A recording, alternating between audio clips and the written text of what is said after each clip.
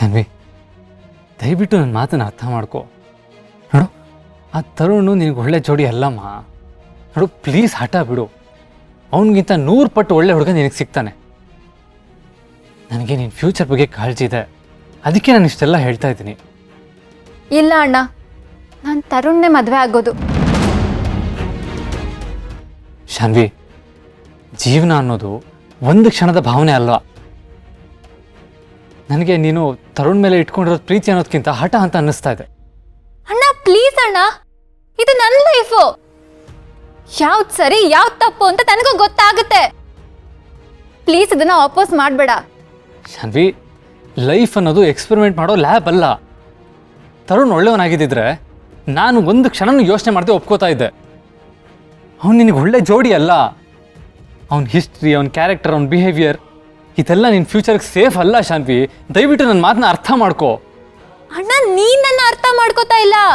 Enough Shanvi. ಅಲ್ಲ, ನಿಂಗೆ ಇಷ್ಟು ಹೇಳಿದ್ರು ಅರ್ಥ ಆಗ್ತಾ ಇಲ್ವಾ?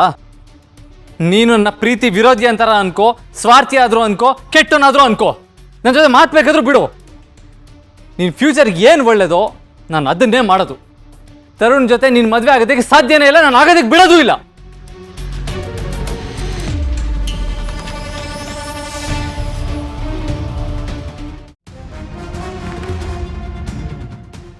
ಶಾನ್ವಿ, ಶರತ್ತು ಏನು ಹೇಳ್ದ?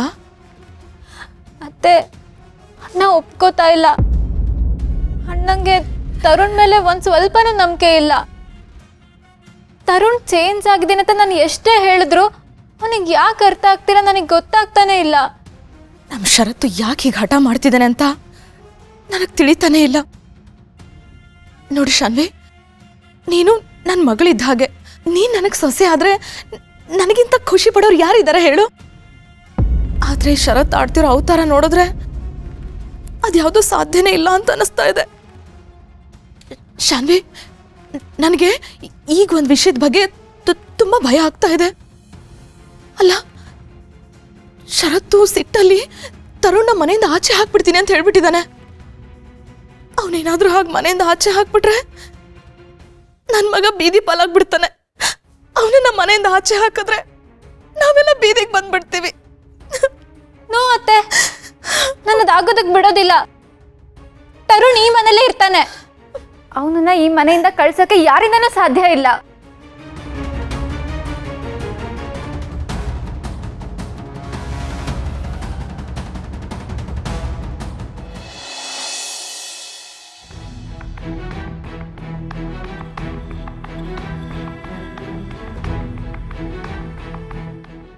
ದುರ್ಗಾ, ಐ ಆಮ್ ಸಾರಿ, ನನ್ನ ಕ್ಷಮಿಸ್ಬಿಡು.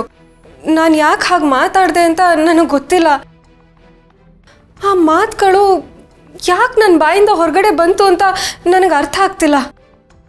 Please Durga, I am sorry. ನಾನಾಗಿರಲಿಲ್ಲ.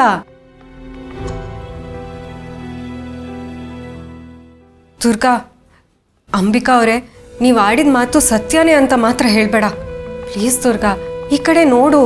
ಪರವಾಗಿಲ್ಲ ಅಂಬಿಕಾ ಅವರೇ, ನೀವು ಹೇಳಿರೋದ್ರಲ್ಲಿ ಏನು ತಪ್ಪಿದೆ ಹೇಳಿ? ನಾನು ಈ ಮನೆಗೆ ಪುಟ್ ಮೇಡಮ್ನ ನೋಡ್ಕೊಳಕ್ಕೆ ಒಬ್ಳು ಕೆಲಸದೊಳಗೆ ಅಷ್ಟೇ ಅಲ್ವಾ ಬಂದಿದ್ದು? ಏ ದುರ್ಗಾ, ಪ್ಲೀಸ್ ಹಾಗೆಲ್ಲ ಹೇಳಬೇಡ. ನೀನು ಎಲ್ಲ ರೀತಿಯಿಂದ ಈ ಮನೆಗೆ ಒಳ್ಳೆ ಸೊಸೆ, ಹಿತಂಗೆ ಒಳ್ಳೆ ತಾಯಿ, ಶರತ್ಗೆ ಪ್ರೀತಿಯ ಹೆಂಡತಿ. ನನ್ನ ಮಾತಿನ ಉದ್ದೇಶ ಹಾಗಾಗಿರಲಿಲ್ಲ ದುರ್ಗಾ. ನನ್ನ ಮೇಲಿನ ಕಂಟ್ರೋಲ್ನ ನಾನು ಕಳ್ಕೊಂಡೆ ಅಷ್ಟೇ.